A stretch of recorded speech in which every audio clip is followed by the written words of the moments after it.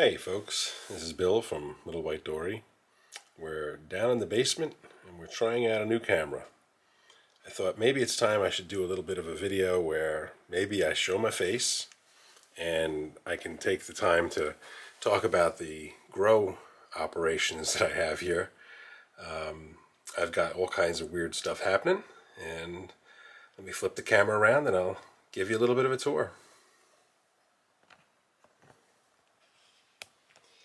So, over here are some of the tomatoes that I started back in January. And, you know, they're doing pretty good considering they haven't seen real sunlight yet. There's a kind of a cluster of mess of things growing. And it's kind of, you know, I get it. I knew this would happen. Right now, these guys are looking like they could use probably a little more water. Yeah, let's see. Yeah, I'm going to have to look in there and see if I can get them a little bit more water. But I had to take them out from the full rack and turn them sideways and place them under the light that's coming down from up above, just to give them a little more space because they're definitely overgrown. They need to be transplanted.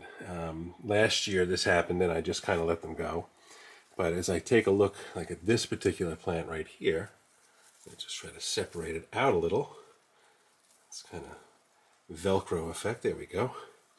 You know, if I take a look at this right here, I can transplant that now, and I think I will be soon into. Let's take a walk over here and look at the flower pots that I'm going to be using. I have them all the way back at this end of the room.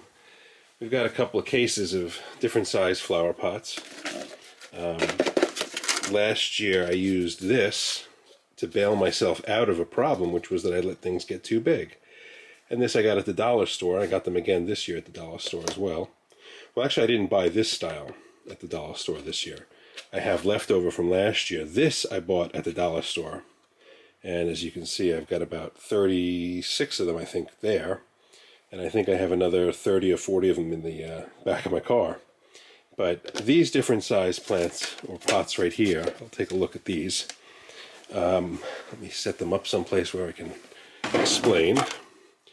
So, we've got the small plastic solo cup. I think these are considered 8 ounce, maybe 6. I got the 18 ounce solo cup. Using my plastic domes there. And then this is sort of something that I bought a pack, but they're just really lightweight.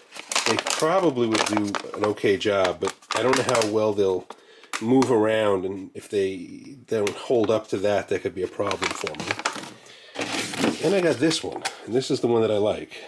It's a little heavier. It's still got a little bit of a firm rim to it, so doesn't crush as much as this just kind of collapses. So this has got a little enough, I think, support to it.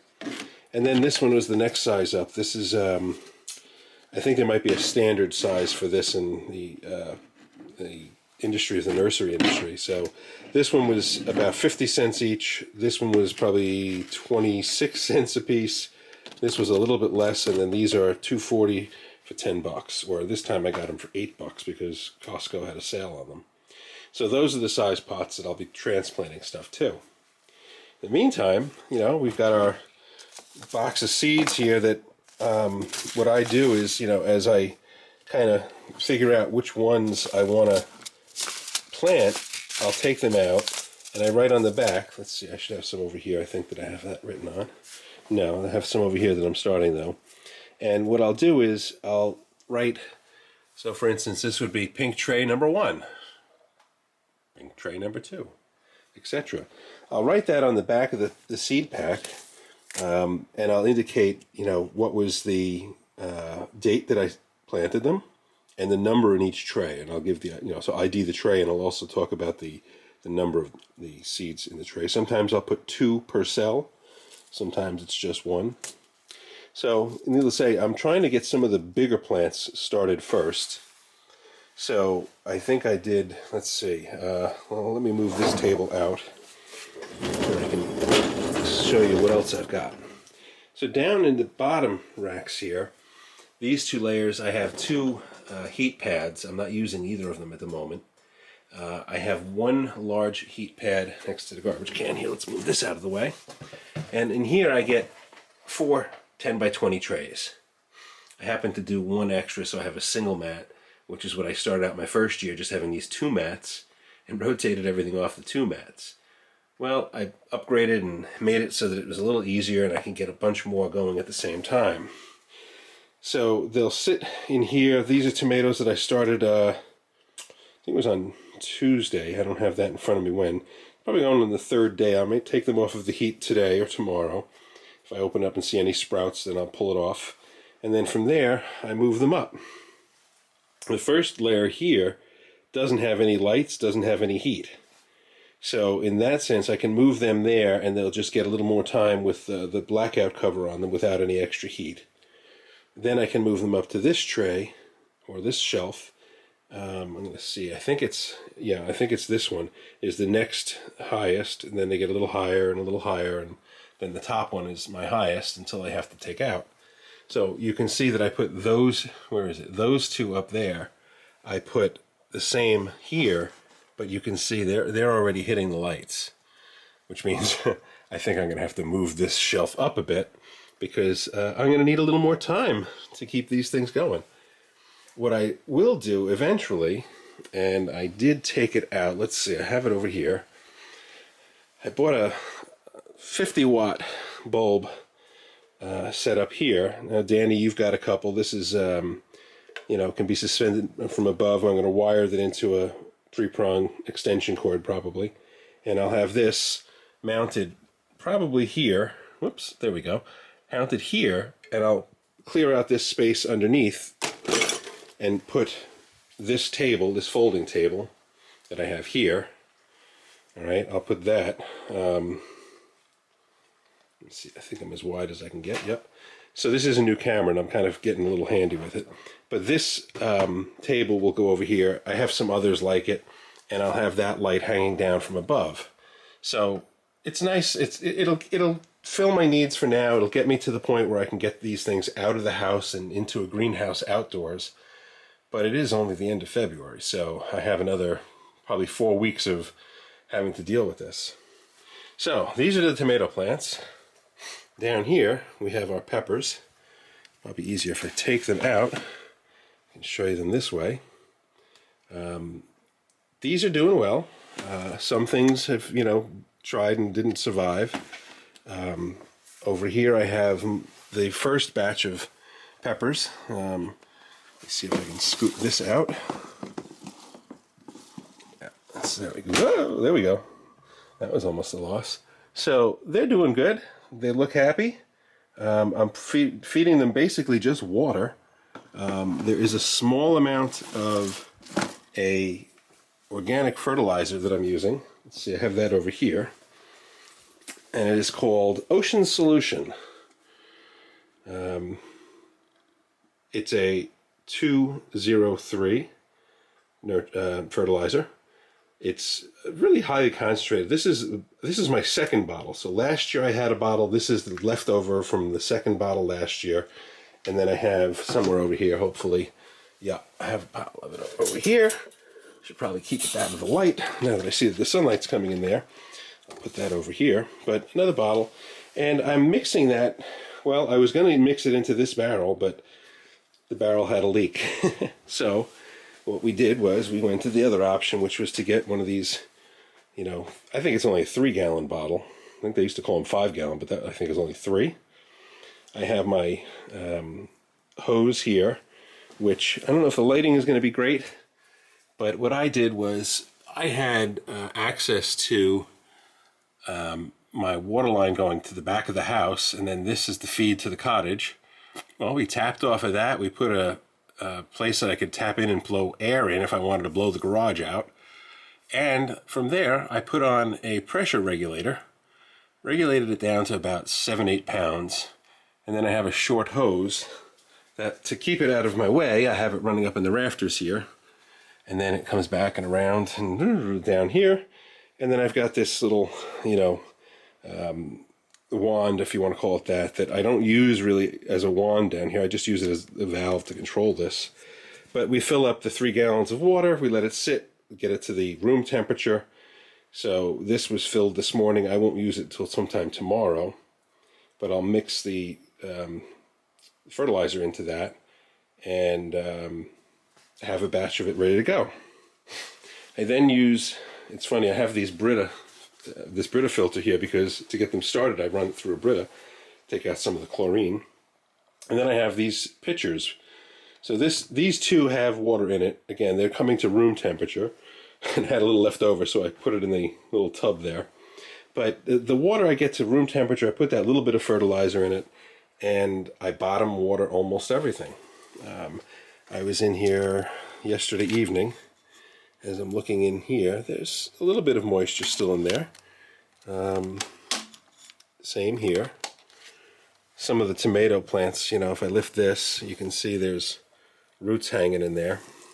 Not as much as I would like, but on the peppers in particular, we've got some good amounts of roots pulling through and sucking up the water. So they get watered once a day. Once every 2 days is probably okay at this point, but I'll give them a little bit just to keep things from drying out. My house is heated with a forced hot air furnace, and I just tapped in. This is kind of crude. Tapped in, made a vent, blew it, and it sort of blows down into this area. The table is not normally here. I was cleaning up some projects, and you know, it's just blowing enough warm air down here to keep it probably 65. Well, at the bottom it's probably 62, and at the top it's probably 70. It varies a bit, but you know, let's see, we've got this one saying 72 degrees and 49% humidity. And I'm thinking that's pretty good, considering I'm not adding any extra heat down here. And I kind of feel like any heat that I have here that doesn't get appreciated just filters up through the floor and keeps the floor a little bit, you know, warmer. I keep on the top rack my supplies. We've got all kinds of stuff here. I bought into the idea of microgreens, although I haven't produced any yet. Then I have my large trays, some short trays, some that have holes, different colors. You know, I use the tray as my identifier for the tomato plants that are growing in it. We've got some black ones and gray, you know, different colors. And then we have multiple different numbers of cell trays. So 128, 200, there's some 20 by 1 inch. Those are some 32s that'll hold these little, sorry I'm jumping around, hold these little, you know, kind of cups. But my game plan, whoops, there it is. This little cup here has that peat pod in it. That's an herb. I don't know what's going on with it. I may have just completely missed the mark on it. I'll have to figure it out. But, you know, you can see I've got my little, this might be rosemary or thyme. Rosemary or thyme, I don't know. This one is purple opal basil or black opal basil, I forget what it's called. I'm trying to think. Yeah, those are peppers. I think I've only got really the peppers and a few of the herbs. This is actually the next batch of tomatoes, and I have another batch cooking, germinating. So each week I'll set up probably 4 to 8 trays from now till, well, I don't know, for the foreseeable future I'll keep adding trays. And then when I run out of trays to seed in, I know that I have to start transplanting out to reclaim the trays. That way I keep them in production. But this is just sort of an overview. You know, there's some fun things like these the digital temperature controllers. I've got the wireless thermometers here, so I have upstairs. I can see the temperature down here to see there's no major issues. The styrofoam boards are good. That keep the heat retains a little better, and it gives a nice flat surface instead of the bumpy surface of the rack. I do have these domes. I don't have anything under dome right now. I've recently read that most people put them on and don't need them, and the ones who do need them leave them on for too long. And I figure, well, that's probably me in one way, shape, or form or another. So, domes, what else? That's about it, you know, other than a box full of these Jiffy pellets. You know, we got these for, it was about $120 for 1,000 of them. And I plan on using them to do flowers, not vegetables, but I'll put seeds for flowers in them and try to get them going as quickly as possible for transplant. Alrighty, folks, that gives you a little bit of a rundown, gives you a little vision of the growing space that I'm using. I'm backing up now, and you can kind of see that, you know, there's a sort of a semi-finished effect here, but it's an unfinished basement here in New York on Long Island. It's kind of a miracle that we don't get flooding in here more than I've only had a few times where I had a little tiny little spot. But, you know, we've got a lot of projects on the toolbox and the tool cart here that I got to sort through. This was the cart that I used for all my seedlings last year in transplanting. I got to clean that off. You know, I've acquired things like a table saw. Another thing that I acquired was a meat slicer for my hobby of doing my bacon. You know, I picked up a wood stove to go in a greenhouse potentially. Of course, I had to have a bandsaw since, you know, I'm a retired shop teacher that can't live without my tools, and I had to acquire ones on my own. Gosh, no, I wasn't able to use the ones at the school district. We have a small drill press. You know, I kind of have a collection of tools and stuff over the years that get kind of, they're a little bit cumbersome sometimes because they're great tools to have when you need them, but when you don't need them, they got to be someplace. You know, you have a whole bunch of the Ryobi tools. I've recently started looking at Milwaukee tools. Oh boy, too many toys, not enough time. Any questions about the seeds we're going to be planting? I can give a rundown. I actually brought down with me a list of my seeds from last year. But, I mean, I don't know, let's see if I can make this look more representative of the number of seeds that I'll be planting. But scooch them in, put them together, you know, that kind of give you a sense of these should all get planted. Different varieties and all kinds of different stuff. I spent $30 yesterday on more seeds because I found some more interesting ones. Something called a Tangerine Dream was interesting. I had an early jalapeno.